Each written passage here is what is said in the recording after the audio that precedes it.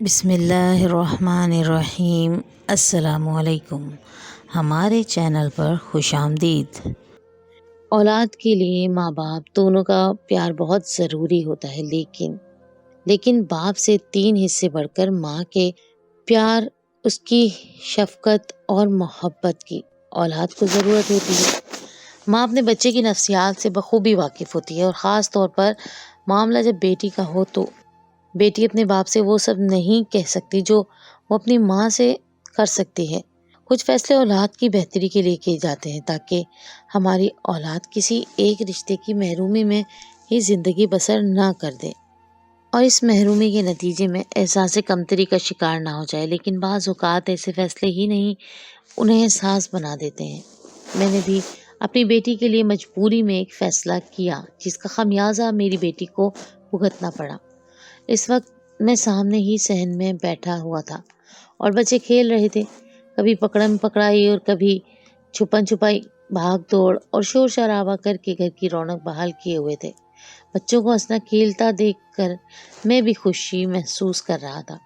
موسم بھی بہت خوشگوار تھا، گرمیوں کے دن تھے، مگر کچھ دنوں سے تیز ہوائیں چلتی تو کبھی بادل اکٹھے ہو کر موسم کو مزید خوبصورت اور سکون بخش رہے تھے۔ مگر تبھی ایک بات میں نے بڑی شدت سے نوٹ کی، اور وہ یہ تھی کہ میری بیٹی جو بمشکل 4 سال کی تھی، وہ اس سارے عمل میں بے نیاز سی نظر آئی، بس کچھ عجیب سا برتاؤ کر رہی تھی، ڈری جھجکی ہوئی اور گمسم سی تھی۔ اگر اس کے بھائی اس کے پاس سے گزرتے تھے تو وہ خود میں سمٹ جاتی۔ میں اس کو دیکھ کر حیرت زدہ رہ گیا، وہ ایسا برتاؤ کیوں کر رہی تھی؟ اب میں نے غور کیا تو وہ بہت کمزور اور بیمار سی نظر آ رہی تھی۔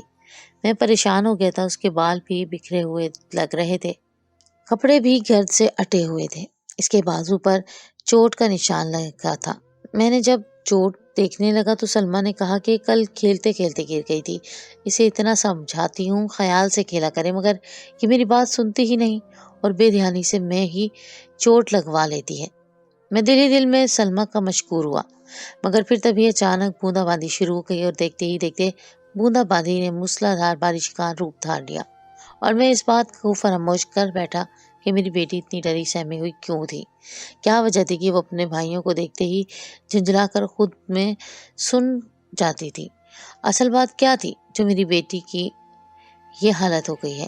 خیر یوں ہی بات آئی گئی ہو گئی، میں گھر سے باہر مصروف رہتا اور اس طرح میری بات یہ میرے وہم و گمان میں سے بھی نکل چکی تھی کہ میری بیٹی اتنا ڈر کیوں رہی تھی۔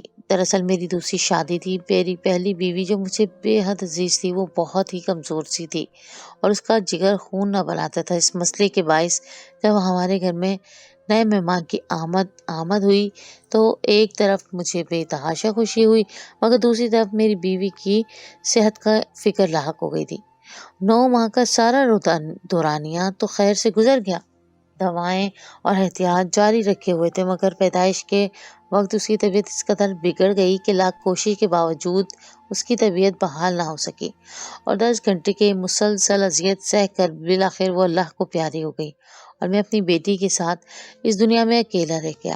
کچھ دن تو سوگواری میں ہی گزرے، ایک طرف محبوب بیوی کو کھو دینے کا غم اور دوسری طرف اولاد سے ماں کی محبت چھن جانے کا حزن و ملال۔ رشتے دار 1-2 دن ساتھ رہے اور اس کے بعد سبھی گھر کو لوٹ گئے اور میں ایک بار پھر تنہا رہ گیا۔ غم تو بہت بڑا تھا، باقی جو اللہ کی مرضی، تو یہی صحیح، انسان کو رب کے فیصلے خوشی نہ خوشی ہر حال میں تسلیم کرنے ہی پڑتے ہیں، مگر اصل مسئلہ یہ تھا کہ چند دن کی بچی کو سنبھالنا میرے لیے بہت مشکل ہو رہا تھا۔ وہ بار بار رونے لگتی تھی، کبھی دودھ دیتا تو اس کو بھوک نہ لگی ہوتی بلکہ وہ ڈائپر خراب ہونے کی وجہ سے رو رہی ہوتی، کبھی ڈائپر چیک کرتا تو وہ پیٹ درد یا کسی دوسری تکلیف کی وجہ سے رو رہی ہوتی تھی، اور اس سب سے میرا دماغ بالکل معاف ہو کر رہ جاتا تھا۔ تبھی دوست احباب نے مشورہ دیا کہ اس سب کا واحد حل یہی ہے کہ میری دوست دوسری شادی کر لوں، اس طرح گھر کی رونق بھی واپس لوٹ آئے گی اور بچی کو بھی سنبھالنے والی آ جائے گی۔ عورت ہی بچی کا اچھے سے خیال رکھ سکتی ہے، اس کی ضرورت سے اچھے سے واقف ہو سکتی ہے، اور یہ سچ بھی تھا، مجھے گھر سے باہر کام کے لیے بھی تو جانا تھا، اور ایسے میں بچی کا تنہا ہونا یا میرے ساتھ ہونا ناممکن تھا۔ میں نے جاننے والوں سے اس گزارش کے ساتھ رشتہ تلاش کرنے کی درخواست کی کہ وہ کوئی بیوہ یا طلاق یافتہ عورت ہی ڈھونڈ کر لائیں اور میری بچی کو دل سے قبول کریں اور اس کو ماں کا پیار دیں۔ مجھے صرف اپنی بیٹی کی فکر لاحق تھی۔ یوں ایک ماہ بعد ہی ایک بیوہ کا رشتہ ڈھونڈ لیا اور مجھے معقول بھی لگا۔ یوں چند دن میں ہی سادگی سے نکاح کی رسم ادا کی اور میں بیوی کو گھر لے آیا۔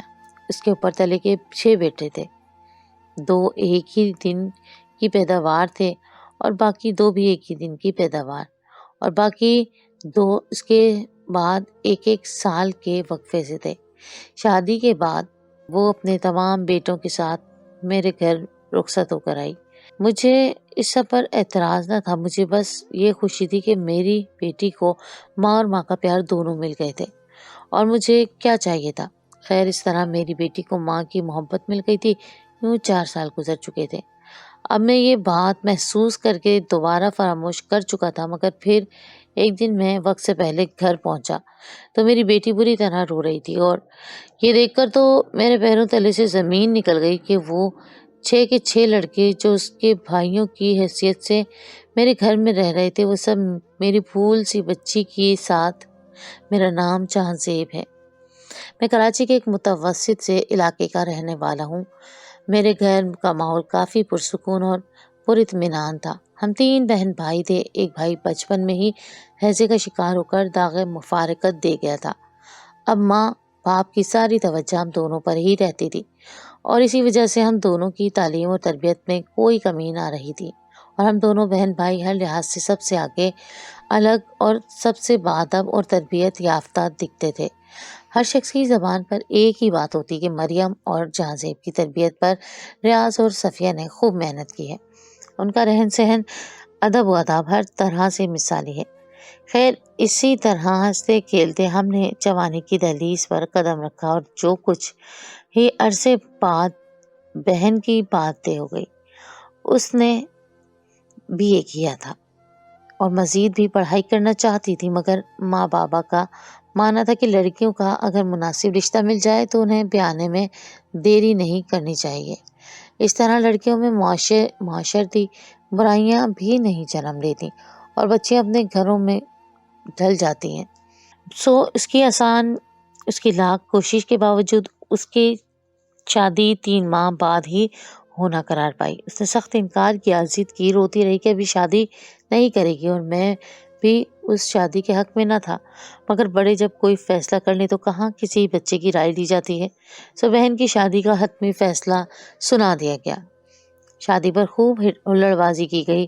خانہ بھر سے لڑکیاں میری بہن کو وداع کرنے کے لیے شادی سے 10 دن پہلے ہی ہمارے گھر پہنچ گئے تھے اور گھر میں خوب رونق میلہ لگا لیا، مگر ہم دونوں بہن بھائی مزید سے مزید تر اداس ہو گئے۔ میری بہن اس شادی سے خوش نہیں تھی، مگر ماں باپ کی مرضی کے آگے سر تسلیم خم کرتے ہوئے حامی بھر لی تھی۔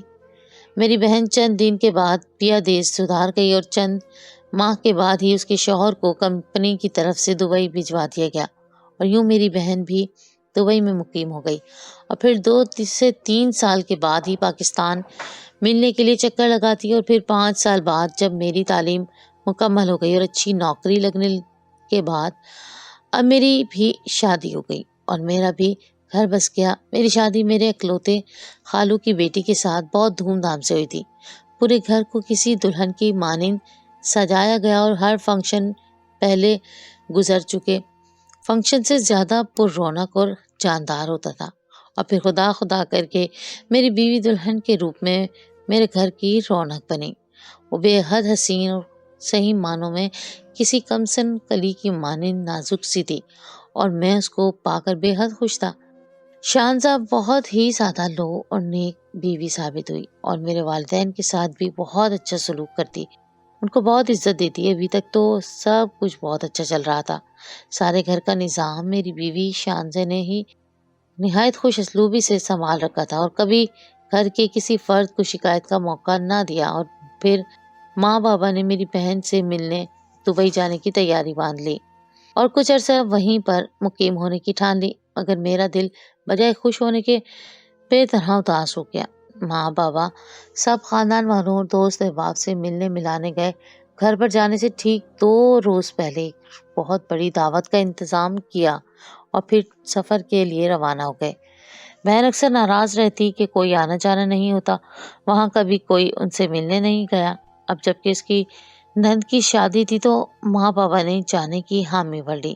ایک طرف بہن کی خوشی دیدنی تھی کہ ماں بابا اس کی خفت مٹانے خود اس سے دبئی ملنے جا رہے تھے، دوسری طرف میرا دل نہ جانے کیوں بوجھل سا ہو رہا تھا۔ اور پھر ایسی خبر ملی جو ہم سب پر قیامت بن کر ٹوٹی تھی۔ پلین پہاڑی علاقوں میں کریش ہو گیا تھا، بہت سے لوگ اس حادثے کے نتیجے میں شہید ہو چکے تھے، اور میری بدقسمتی کہیے یا میرے والدین کی خوش قسمتی کہ ان شہید ہونے والوں میں میرے والدین بھی شامل تھے، اور بیٹھے بٹھائے اچانک دونوں ہی پیارے اور قیمتی ترین رشتوں سے ہمیشہ ہمیشہ کے لیے محروم ہو گیا۔ میرا تو غم کا کوئی ٹھکانہ نہیں تھا۔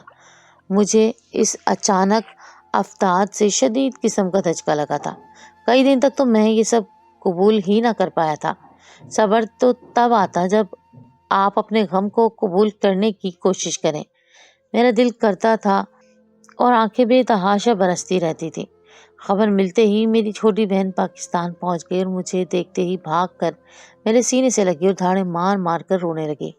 اس کا غم بھی میرے ہی جیسا تھا، وہ اس سب کا قصوروار خود کو سمجھنے لگی، جبکہ یہ قدرت کا فیصلہ تھا، کسی انسان کا کوئی اختیار نہیں تھا۔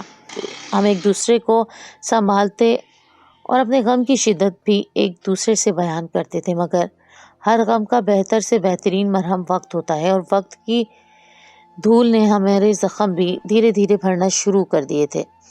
3 ماہ رہ کر بہن واپس دبئی لوٹ گئی۔ اب میرا واحد ذریعہ میری بیوی شانزہ ہی تھی، اور اس نے اس غم کے دور میں مجھے بہت حوصلہ دیا، میری ہمت بندھائی اور مجھے دوبارہ زندگی کی طرف لوٹ آنے میں میری مدد کی۔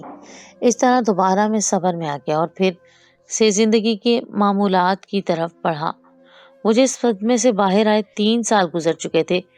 تب اچانک نئے مہمان کی آمد کی خوشی ملی تو میں بھی سارے دکھ درد بھلا کر رب کی دی ہوئی اس خوشی کا شکرانہ ادا کرنے لگا۔ میں اپنی بیوی کا بہت خیال رکھنے لگا۔ وہ پہلے ہی بہت کمزور سی تھی اور اب اس حالت میں مزید کمزور ہوتی جا رہی تھی۔ میں نے بہت ڈاکٹروں کو دکھایا مگر کچھ افاقہ نہ ہوا، تو میں نے حکیموں کے پاس بھی علاج کروایا، مگر میرے نصیب میں ایسی خوشی شاید دکھی ہی نہیں گئی تھی، اور ہوتا وہی ہے جو خدا کو منظور ہوتا ہے۔ سو میرے ساتھ بھی یہی ہوا تھا۔ 9 ماہ مکمل ہونے کے بعد پیدائش کا دن پہنچا تو اس دوران ہی شانزی کی حالت ایسی بگڑی کہ وہ خدا سے جا ملی، اور ایک بار پھر مجھ پر غم کا پہاڑ ٹوٹ پڑا تھا۔ میری بہن گھر کے کچھ پیچیدہ معاملات کے سبب پہنچ ہی نہ پائی تھی، باقی سب بھی چند دنوں میں سب اپنے اپنے گھروں کو واپس لوٹ گئے، اور اب بچی کو سنبھالنا میرے لیے بالکل ناممکن سا ہو گیا تھا۔ سو سب کے مشورے کے مطابق میں نے دوسری شادی کر لی۔ میری دوسری شادی ایک 6 لڑکوں کی ماں سے ہوئی تھی جو بیوہ تھی اور چھوٹے بچوں کے ساتھ بالکل تنہا بھی تھی، سو میرے کام آ گئی اور میں اس کے بچوں کا سہارا اور باپ بن گیا۔ میں نے سلام دعا کے بعد موجودہ بیوی سے صاف الفاظ میں کہہ دیا کہ میں نے یہ شادی اپنی ضرورت کے لیے نہیں بلکہ اپنی بیٹی کی خاطر کی ہے، اگر کہ وہ میری بچی کے حوالے سے مجھے پرسکون رکھے گی، اور میں بھی اس کے بچوں کو باپ کی شفقت کے محبت سے محروم نہیں رکھوں گا، لیکن اگر میری بچی کو ذرا سی بھی تکلیف آئی تو میں اس کو کبھی معاف نہیں کروں گا اور سیدھا گھر سے باہر لا کھڑا کروں گا۔ تو اسے فوراً کہا کہ میں آپ کو کبھی اس بچی کے حوالے سے شکایت کا موقع نہ دوں گی، اور یہ کہ وہ تو خود ہمیشہ سے کم از کم ایک بیٹی کی ماں بننا چاہتی تھی، مگر قدرت کو یہ منظور نہ تھا۔ ایک کے بعد دیگرے بیٹوں کی پیدائش ہوئی، بیٹی پیدا کرنے کی خواہش چونکہ توں رہ گئی، پھر بیوگی کا دکھ سر پر آن پڑا، اور اب جب اس کو رشتے کی تفصیلات کے مطابق بتایا گیا کہ ایک چند ماہ بچی کے باپ کا رشتہ آیا ہے، تو اس نے یعنی فاطمہ نے اسی لالچ میں پہلی فرصت میں اس رشتے کی حامی بھر لی تھی۔ اس طرح اس کا بھی بیٹی کی ماں بننے کا خواب پورا ہو سکتا تھا۔ یہ سن کر مجھے کافی اطمینان ہوا، مگر پھر بھی مکمل طور پر تسلی نہ ہو سکی۔ کچھ عرصہ تک میں نے چپکے سے فاطمہ کا اپنی بیٹی کے ساتھ برتاؤ چیک کیا تو میں کچھ حد تک مطمئن ہو گیا کہ اس عورت کا ہر وقت بچی کے ساتھ مصروف رہنا، اس کو نت نئے کپڑے پہنانا، صاف ستھرا نہلا دھلا کر رکھنا اور زیادہ تر وقت اس کو اپنے بغل میں دبا کر رکھنا ہے، یہ جاننے کے لیے کافی تھا کہ اس کو واقعی میری بیٹی کی چاہتی ہوں۔ میں مکمل طور پر مطمئن ہو گیا کہ میری بیوی محفوظ ہاتھوں میں ہے، اس لیے میں نے اس پر سے اپنی توجہ ہٹا کر اپنے کام پر توجہ دی اور لگ کر کام کرنے لگا تھا۔ اس کے اپنے بیٹے بھی رفتہ رفتہ مجھ سے گھل مل گئے اور سکون سے گھر میں رہنے لگے۔ سارا دن کھیل کود کر گھر میں ادھم مچا کر رکھتے تھے، مگر وہ خوش تھے اور میری بیٹی کی پرورش بھی اچھے انداز سے ہو رہی تھی۔ میں اور میری بیوی فاطمہ بھی خوش اور مطمئن زندگی گزار رہے تھے اور پتہ ہی نہ چلا کہ میری بیٹی 4 سال کی ہو گئی۔ اب وہ بھی ان لڑکوں کے ساتھ کھیل کود میں مصروف ہوتی تھی اور میں اس کو خوش دیکھ کر جی اٹھتا تھا، مگر تب مجھے اس کی حرکتیں کچھ عجیب سی لگیں تو میں بری طرح چونک گیا تھا، مگر پھر تھوڑی سی دیر میں یہ بات میرے دماغ سے محو ہو کر رہ گئی تھی اور پھر سے اپنی روزمرہ زندگی میں مصروف ہو گیا۔ مگر پھر 2-3 بار یہی وہم مجھے دوبارہ بھی ہوا، مگر اصل میں فاطمہ کی اپنی بیٹی کے لیے اعتماد، محبت اور شفقت پر اندھا اعتماد کرتا تھا اور لاشعوری طور پر شاید انہیں یقینی طور پر چاہتا تھا کہ یہ گمان خاک نہ ہو، مگر ایک دن تو حد ہی ہو گئی۔ میں کام ختم ہو جانے پر مقررہ وقت سے پہلے گھر جا پہنچا، مگر دروازے سے اندر داخل ہوا تو میں نے دیکھا کہ میری بیٹی بہت بری طرح سے رو رہی ہے اور جو لڑکے اس کے ساتھ بھائیوں کی حیثیت سے کھیل رہے ہوتے تھے وہ سب کے سب مل کر میری آنکھوں کے سامنے میری پھول سی بچی کو رلانے کی کوشش کر رہے تھے اور اس کے اوپر تشدد کر رہے تھے۔ میری بیٹی بے بسی کی تصویر بنی مجھے یہ بات باور کروا رہی تھی کہ میں نے انتہائی فیصلہ غلط کیا تھا، 6 لڑکوں کی ماں سے شادی کر کے اور اس کو اس بیٹوں سمیت قبول کر کے، کیونکہ ماں کو تو میں کئی بار پرکھ چکا تھا، وہ عورت واقعی میری بیٹی کو سگی ماں جیسا پیار ہی دیتی تھی، مگر وہ لڑکے میری معصوم بچی کو ڈرا دھمکا رہے تھے۔ ایسا نہیں تھا کہ وہ سگے بھائی نہ تھے، تبھی اس کو مارنے رہے تھے۔ وہ 6 کے 6 لڑکے تھے اور اس سے یعنی اپنی بہن سے کافی بڑے بھی تھے، تو شاید نہیں یقین طور پر یہی وجہ تھی کہ وہ میری بیٹی پر ہاتھ اٹھاتے تھے اور اس کے رونے دھونے اور منہ بسورنے سے لطف اندوز ہو رہے تھے۔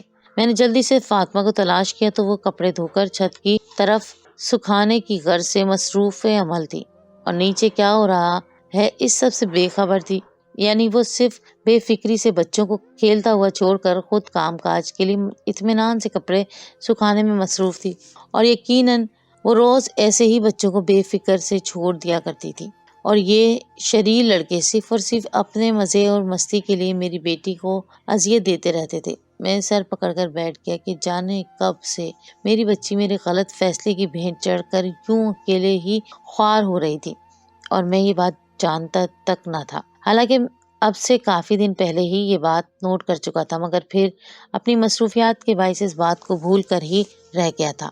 میں نے اس دن جب موسم اچھا تھا اور سب بچے میرے سامنے ہی صحن میں ایک ساتھ کھیل رہے تھے، مگر میری بیٹی مجھے خوفزدہ سی ان سارے لڑکوں سے بچتی ہوئی محسوس ہو رہی تھی اور میں یہ سمجھ بیٹھا تھا کہ شاید مسئلہ میری بیٹی کے ساتھ ہے اور وجہ کیا ہے وہ تلاش کرنے کی کوشش کرنا تھی۔ مسئلہ اسی کے ساتھ تھا مگر وجہ وہ لڑکے نکلیں گے یہ میں نے کبھی سوچا ہی نہ تھا۔ میرے سامنے تو کیسے بے فکر سے کھیل کود میں مصروف تھے، جیسے ہی ان کا معمول ہو، اتنے شاطر تھے وہ، اتنے کہ وہ مجھے اندازہ ہی نہیں ہو سکا کہ میں ان سب کے ہاتھوں بے وقوف بن چکا ہوں، اور میری بچی بیچاری اگر یہی سب سہ رہی تھی تو اس کو دماغ کا مسئلہ بھی ہو سکتا تھا۔ تب میں نے اشاروں کنایوں میں فاطمہ سے بچوں کے درمیان دوستی دشمنی کا ذکر کیا تو وہ کہنے لگی کہ سب خوش ہیں، ساتھ میں کوئی فرق ہی نہیں ہے ان کے پیار میں۔ آپ نے دیکھا نہیں کبھی کہ ان میں سے کسی ایک کو تکلیف ہو جائے تو باقی سب بے چین ہو جاتے ہیں۔ ایک بار عقیل کو سر پر چوٹ لگی تو سب بچے اس کے ساتھ رو رہے تھے۔ یہ کہتے ہوئے اس نے مجھے 2-3 واقعات سنائے اور ثبوت دینا چاہا کہ ان سب میں کتنا پیار ہے، مگر ان تمام واقعات میں میری بیٹی کا ذکر کہیں نہ تھا اور میں اس کے دوگلے پن پر دکھ میں مبتلا ہو گیا تھا۔ کیا معیار تھا اس کا۔ اپنے بچوں کو سکون اور اطمینان سے بھرپور زندگی فراہم کر کے میری بچی کو ہی اس کے گھر اپنے گھر میں کونے میں کر چکی تھی، اور میرے ساتھ سامنے بن کر رہتی تھی کہ سب کا خیال رکھتی ہے، اور گھر کی سب سے چھوٹی بچی کا خیال سب سے زیادہ رکھتی ہے، کیونکہ چھوٹے بچوں کو زیادہ توجہ کی ضرورت ہوتی ہے۔ میں نے ایک بار پھر سے سارے معاملات پر خاص توجہ دی اور ہر بات کا باریک بینی سے جائزہ لینے لگا، تاکہ ایک بار پھر مکمل طور پر تسلی سے حقیقت جان لیں۔ وہ کہتے ہیں نا کہ جلدی کا کام شیطان کا ہوتا ہے، اور بنا مکمل تحقیق کے کسی پر اپنے فیصلے مسلط نہیں کرنے چاہیے۔ اور اسی طرح مزید چند دن انتظار کرنے پر مجھے ایک نئی حقیقت کا سامنا کرنا پڑا۔ میری بیٹی کے جسم پر جگہ جگہ زخموں کے نشان تھے، یوں لگ رہا تھا کسی نے مضبوطی سے اپنے پنجے اس کے جسم میں گاڑ دیے۔ میں نے پوچھا تو حیدر بھائی کا نام لینے لگی اور میری روح کانپنے لگی۔ مسئلہ صرف مار پیٹ تک محدود نہیں تھا، نہ جانے کس نیت سے فاطمہ کے بیٹے نے میری بیٹی کے جسم پر زخم آگے مجھ سے سوچا نہیں کیا۔ اگر یہ لڑکے یہاں رہتے تو نہ جانے اور کیا کیا کرتے، مگر مصلحت پسند انسان تھا، مگر مستقبل کے بھیانک اندیشوں نے مجھے خوف زدہ کر دیا تھا۔ میں ایک بیٹی کا باپ تھا، میں جو سوچ رہا تھا کہ طریقے سے فاطمہ کو قائل کر کے ساری لڑکوں کو شہر میں ہی کسی اسکول میں داخلہ کروا دوں گی اور وہیں ہاسٹل میں رکنے کے لیے آمادہ کر لوں گا۔ اس طرح سے ان کی زندگیاں بھی بن جائیں گی اور میری بچی بھی مکمل سکون سے گھر پر ہی رکی رہے گی، کیونکہ فاطمہ تو اس کا بہت خیال رکھتی ہے، بس بچے ہی ذرا بدتمیز ہیں۔ مگر ان کے بارے میں کھلم کھلا تو میں اپنی رائے نہیں دے سکوں گا، کیونکہ اس طرح تو فاطمہ کے دل میں میری بیٹی کے خلاف نفرت ہو سکتی ہے، مگر یہ میری خام خیالی ہی ثابت ہوئی تھی کہ وہ میری بیٹی کی سگی ماں کی طرح ہے، یا شاید اس سے بڑھ کر ہے۔ ایسے ہی ایک دن آفس سے دوپہر کو ہی چھٹی لے کر گھر آیا، گھر کے لیے روانہ کھڑا ہوا۔ گھر کے باہر سے ہی کھڑے ہو کر مرکزی دروازے سے اندر دیکھا تو میرے تو پیروں تلے سے زمین ہی نکل گئی کہ یہ کیا ہو رہا ہے۔ فاطمہ کے لڑکے ہی صرف میری بیٹی کو نہ مارتے تھے، بلکہ وہ خود بھی اس کو ڈرا دھمکا کر رکھتی تھی۔ میری پھول جیسی بیٹی سے بھاری برتن اٹھوا رہی تھی اور اتنی چھوٹی سی بچی کو برتن دھونے کا کہہ رہی تھی، اور جب میری بیٹی دھوتے ہوئے انکار کرتی تو بے دردی سے فاطمہ اس کی پیٹھ پر بیلٹ مار دیتی اور اس کی آنکھوں سے بہتے آنسوؤں کا بھی لحاظ نہ کر رہی تھی۔ ہر لڑکا اس کو اپنے طور طریقے سے مار رہا تھا، کوئی اس کے بال نوچ رہا تھا تو کوئی اس کو تھپڑ مار رہا تھا، کوئی گوشہ مار رہا تھا تو کوئی ٹھڈے سے مار رہا تھا، اور اس دوران ایک دو بار ان کے ساتھ ہی بیٹھ کر اس کا کھیل تماشا ملاحظہ کرتی۔ فاطمہ صاحب کے سامنے جب میری بیٹی اس کے سامنے گری تو اس نے بھی میری بیٹی کو پیشانی کے بالوں سے پکڑ کر گھما کر نیچے پٹخا۔ وہ اپنے بچوں کو مسلسل نظر پر رکھے ہوئے تھی اور بار بار کہتی تھی کہ خیال سے کہیں اور نہ جاؤ، خیال سے بھاگو، کسی کو چوٹ نہ لگ جائے، ایک دوسرے کا خیال رکھا کرو، تم سارے میرا کل سرمایہ ہو، میرے بچے۔ یہ لڑکی تو جیسے تیسے زندگی کے کچھ دن گزار کر لڑک جائے گی، پھر بس میرے بچے اس پورے گھر پر راج کریں گے اور کوئی پوچھنے والا بھی نہ ہوگا، بس ایک دوسرے کا بے حد خیال رکھنا ہوگا، تم میں سے کسی کو کچھ نہ ہو۔ میرے لیے یہ سب کچھ بالکل بھی برداشت کے قابل نہیں کہ تم لوگ سگے بھائی ہو کر ایک دوسرے سے لڑتے رہو یا ایک دوسرے کو چوٹ پہنچاتے رہو۔ سب کو چمکارتے ہوئے کہہ رہی تھی، اور میں نے سنسناتے دماغ سے کھڑا شکر منا رہا تھا کہ میں نے جلد بازی نہیں کی، اس طرح تو اصل فساد کی جڑ ہمیشہ یہیں رہ جاتی، اور وہ یتیم بچے جو دراصل بے قصور تھے کہ ان کو سکھانے والی بھی وہی فاطمہ ہی تھی، جسے میں ان کو ہاسٹل میں بھیج کر ان کی زندگی تو مشکل کر بیٹھتا اور اصل قصوروار یہیں عیش کر رہی ہوتی۔ اب میں نے سوچ سمجھ کر فیصلہ لینا تھا، سو میں نے اچانک سامنے جا کر فاطمہ کو سخت سنانے کے لیے کھولا ہی تھا کہ اچانک مجھے دیکھ کر اس نے کمال مہارت سے پینترا بدلا اور اپنے قریب کھڑے بیٹے کو ایک دھموکا جڑ دیا اور کہنے لگی، کتنی بار کہا ہے کہ بہن کو مت مارا کرو، وہ کتنی معصوم ہے، اس کو تنگ نہ کیا کرو۔ واہ کیا مہارت تھی اس عورت کی! اگر میں نے دروازے کے باہر سے چند لمحے پہلی باری فاطمہ کو نہ دیکھا ہوتا تو میں اسی دوگلی فاطمہ پر یقین کر بیٹھتا، مگر وہ بیچاری کہاں جانتی تھی کہ میں خود ہی اس کے اصلیت دیکھ رہا ہوں۔ اب اس کی یہ چال بازی مجھ پر کارگر ثابت نہ ہوگی۔ میں نے فاطمہ کو صاف الفاظ میں کہہ دیا، تم اپنے بیٹوں اور خود کو میری نظروں سے دور کر لو، اپنا الگ گھر کرائے پر لو، وہاں رہو، خرچہ پانی میں دیتا رہوں گا، اور اگر تم اس گھر سے اپنے بچوں سمیت نہ گئی تو دوسری صورت میں تمہیں طلاق دے دوں گا، اور کوئی خرچ نان نفقہ کوئی ذمہ داری پوری نہیں کروں گا۔ فاطمہ نے رو دھو کر مجھے یقین دلوایا کہ وہ یہاں سے چلے جائے گی اور اپنے بیٹوں کو بھی ساتھ رکھے گی، مگر مجھے طلاق نہیں دینا، میرے پاس رہنے کو اب کوئی ٹھکانہ نہیں۔ میں نے حامی بھری، کرائے کے مکان میں اسے اور اس کے بیٹوں کو رکھا اور اپنی بیٹی کے ساتھ اس گھر میں پرسکون زندگی گزارنے لگا۔ فاطمہ اور اس کے بیٹوں سے منہ پھیر لیا تھا۔ میں نے مہینے میں 1-2 بار فاطمہ سے اس کے بیٹوں سے ملنے جاتا تو وہ خاصی شرمندہ نظر آتی۔ اسے اپنی غلطی کا احساس ہو گیا تھا۔ میں نے اس کی سزا ختم کی اور ساتھ رہنے کی اجازت دے دی، مگر اس بار اندھے اعتبار کی جگہ اپنی آنکھیں کھلی رکھی اور اپنی بیٹی کو ہر تکلیف سے محفوظ رکھ